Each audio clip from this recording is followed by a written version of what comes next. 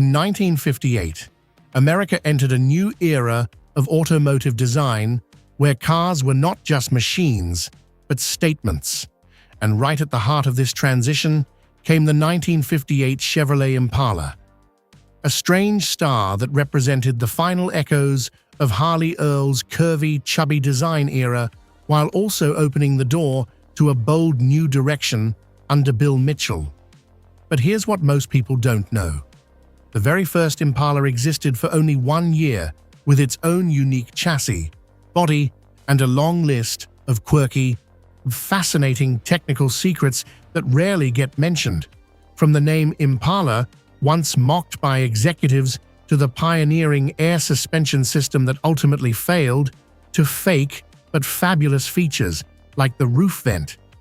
This car stands apart from every Chevy that came before or after it. And in today's video, we're diving into the little-known truths behind the 1958 Chevrolet Impala, a beautiful, bizarre, and brief icon in automotive history. And to understand why the 1958 Chevrolet Impala stands out, we have to look at the man behind its design. Claire McKitchen, head of Chevrolet styling since 1953. He was the mastermind behind the iconic Tri-5 Chevys, 1955, 1956, 1957, and he continued to steer Chevrolet's design direction until 1964. The 1958 Impala emerged during a period of transition when GM's legendary design, VP Harley Earl, was preparing for retirement and about to hand over the reins to Bill Mitchell. Earl was known for his sweeping curves and aircraft-inspired styling, while Mitchell would soon push for sharper, sportier, more modern aesthetics. Claire McKitchen would later contribute to GM's revolutionary task program, short for Total Automotive System Concept. This initiative aimed to create entirely new GM platforms with front-wheel drive and a high degree of parts interchangeability. Eventually, Task evolved into the famous X-Car platform, producing vehicles like the Chevrolet Citation, Pontiac Phoenix, and Buick Skylark. One of the most remarkable aspects of the Chevrolet Impala is that it was a true one-year-only model with no direct predecessor and no carryover design into the following year. While yearly design changes were common at the time, the Impala shift wasn't just cosmetic. It introduced a completely new engineering foundation. Whereas the 1957 Chevrolets used a traditional perimeter frame, the 1958 model debuted a brand new XF chassis designed to improve structural rigidity, ride quality, and to accommodate a longer, lower body profile. This was also the first appearance of the name Impala, positioned as a premium step above the Bear, targeting buyers who wanted a more upscale and personalized Chevrolet. But here's the twist. In its debut year, the Impala was offered in only 2 body styles, a 2-door coupe and a convertible. No 4-door models existed in 1958. The combination of a brand new frame, fresh styling, new market positioning, and the exclusive 2-door configuration made the 1958 Impala a technical and strategic milestone in Chevrolet's history. It might sound unbelievable, but when the name Impala was first suggested, it was actually mocked by Chevrolet's top brass. According to chief designer Claire McKitchen, one senior executive reportedly said, "Why would we name a car after some damn goat?" Of course, they were mistaken. An Impala is an African antelope, known for its speed, grace, and agility. That was exactly the image the design team wanted to evoke. A car that was elegant, yet swift. The perfect symbol for Chevrolet's new upscale offering. And despite the initial ridicule, the name Impala survived and defied the critics, going on to become one of the most iconic model names in Chevrolet's history. From 1958 well into the 2020s, That name stayed alive on American roads, representing a legacy of strength, unreliability, and distinctive style. Rear-end design and triple-tail light setup. One of the most distinctive and striking features of the Impala was its triple-tail light design, a first for Chevrolet. This wasn't just a stylistic choice. It was a smart design strategy to visually distinguish premium models from the more basic Chevrolets like the Bear or Biscayne. And look proved so successful that it carried forward through the 1960s and 70s Impala and even extended to models like the Caprice. As late as the early 1990s, the mid-level Chevrolet Luminina still wore the triple-tail light setup as a subtle homage to the Impala legacy. What started as a seemingly minor design element became an enduring symbol of style and status, and it all began with the Impala. Fake roof vent, a failed innovation. When you look at the roof of the Chevrolet Impala, one odd detail stands out: a V-shaped air vent located at the rear center of the roof. It looks like a functional aerodynamic feature, and originally it was meant to be exactly that, a working air extractor. The concept was ambitious. I harness airflow to pull hot air out of the cabin, improving ventilation and passenger comfort. But in real-world testing, engineers discovered the vent was placed in a low-pressure zone, causing it to draw air into the cabin instead of extracting it. The result? The exact opposite of what was intended. Unable to solve the physics issue, GM decided to keep the design but seal it off completely, turning it into a purely cosmetic feature, a fake but fabulous solution, perfectly in tune with the styling trends of the era. Interestingly, GM didn't stop there. In the years that followed, cars like the 1963 to 1965 Buick Riviera and even the 1963 Corvette featured similar faux air extractors. These elements had zero functional purpose, yet delivered striking visual impact. From a failed engineering idea, Chevrolet crafted a design statement, one that was 100% fake, but looked 100% fantastic. Perforated steering wheel, a nod to racing heritage. I'd step inside the cabin of the 1958 Impala, and one of the most eye-catching details is the two-spoke steering wheel with large round holes punched through it, resembling a slice of Swiss cheese. This wasn't just for looks.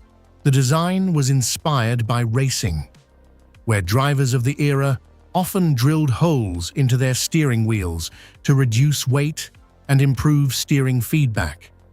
While the Impala wasn't a race car, Chevrolet wanted to infuse a sense of sportiness into their upscale coupe.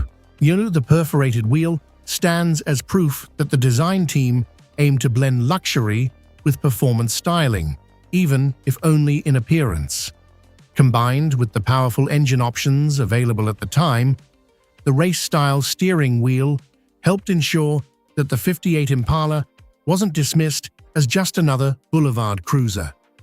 It's a prime example of the late 1950s trend of race-inspired features in regular cars, a growing demand as American drivers began wanting more excitement from their everyday rides. And powerful engine options. Though the Impala was a top-tier model known for its elegant looks and upscale trim, under the hood, it offered a range of powerful engine options, some of which outclassed many competitors of the era. At the top of the list was the 348 cubic inches in V8 Super Turbo Thrust, a tri-power setup with three two-barrel carburetors producing up to 280 horsepower. And buyers could also choose the more common turbo thrust version with a single four-barrel carburetor, delivering around 250 horsepower. Still quite strong for the time. Another advanced option was the 283 in V8, with ramjet fuel injection, also rated at 250 horsepower. an impressive and rare technology in 1958. For those seeking something more economical, Chevrolet offered various 2- and 4-barrel V80s with moderate output, or even the inline-6 235 cubic inches Blue Flame engine, aimed at buyers who prioritized efficiency and reliability. This wide variety of powertrains made the Impala appealing to a broad customer base, from performance enthusiasts to those wanting a stylish and dependable cruiser air ride suspension system. One of the strangest and most advanced options ever offered on the Chevrolet Impala was the 4-wheel air ride suspension.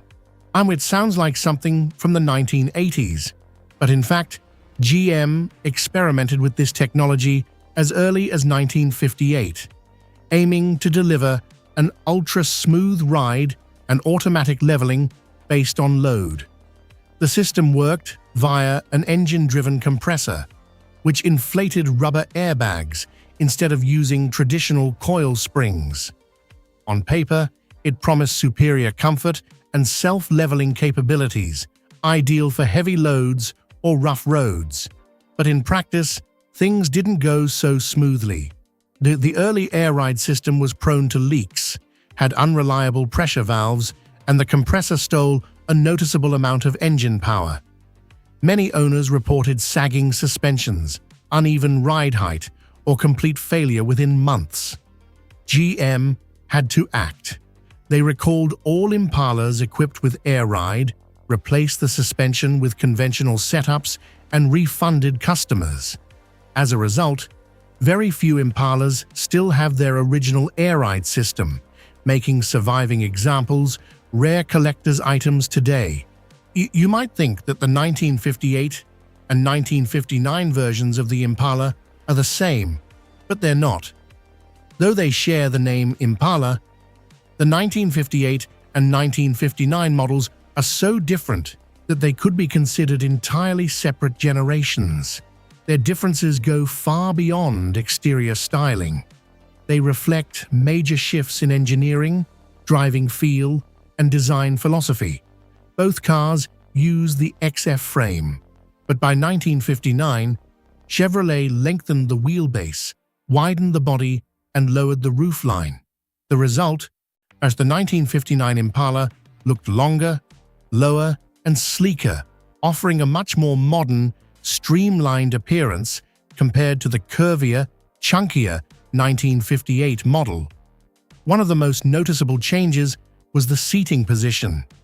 Due to the extremely low roof, the seats in the 1959 Impala were placed almost directly on the floor, creating a legs-out driving posture that felt dramatically different from the previous year. Chevrolet also replaced the triple tail lights with wing-shaped tail fins, thus signaling a bolder new design era for GM. In many ways, the 1958 Impala was the last farewell to Harley Earl's jet-age designs. While the 1959 Impala represented Bill Mitchell's bold handshake with the future, one was rooted in classic 1950s optimism. The other paved the way for the sharp-edged styles of the 1960s. Beyond its obvious features, the Chevrolet Impala had several mechanical quirks that only Sharpie enthusiasts would catch. One of the most unusual was the placement of the power steering pump mounted behind the generator and driven by a shared belt. This design helped save space in the engine bay and reflected GM's creative engineering at the time. However, this configuration wasn't used for long and rarely appeared in later GM vehicles, making it a unique feature. Some models also feature decorative hood vents, similar to those on the Corvette, completely non-functional but visually striking. And when you add all those elements together, from its new chassis and distinctive design to its quirky mechanical features, you begin to understand why the Chevrolet Impala deserves to be remembered as a historic milestone in American automotive history. This car wasn't just a design icon. It represented a pivotal moment of transition from the opulent jet-age styling to the sharper, more modern design language that followed. Though it only lasted 1 year, the Impala left a lasting legacy, from its heritage-defining triple tail lights to its ambitious air ride suspension and its rare, clever engineering touches. And perhaps because of its short lifespan, the Impala remains all the more memorable, collectible, and worthy of admiration. Not just a car, but a unique chapter in the Chevrolet storybook. The 1958 Chevrolet Impala is proof of a time when the American auto industry wasn't afraid to take risks, even if it meant occasional failure. With its bold styling, imperfect innovations, and distinctive character, this car embodies the beauty of transition between nostalgic past and forward-looking future. If you're someone who appreciates cars that lived briefly but left a lasting legacy, the '58 Impala absolutely deserves a place in your memory. Have you ever seen one in person? Or do you have a story to share about it? Drop it in the comments. We'd love to hear from you. And if this video brought you something new or surprising, don't forget to hit that like button, share it with your friends, and subscribe to our channel for more hidden legends from the golden age of automobiles.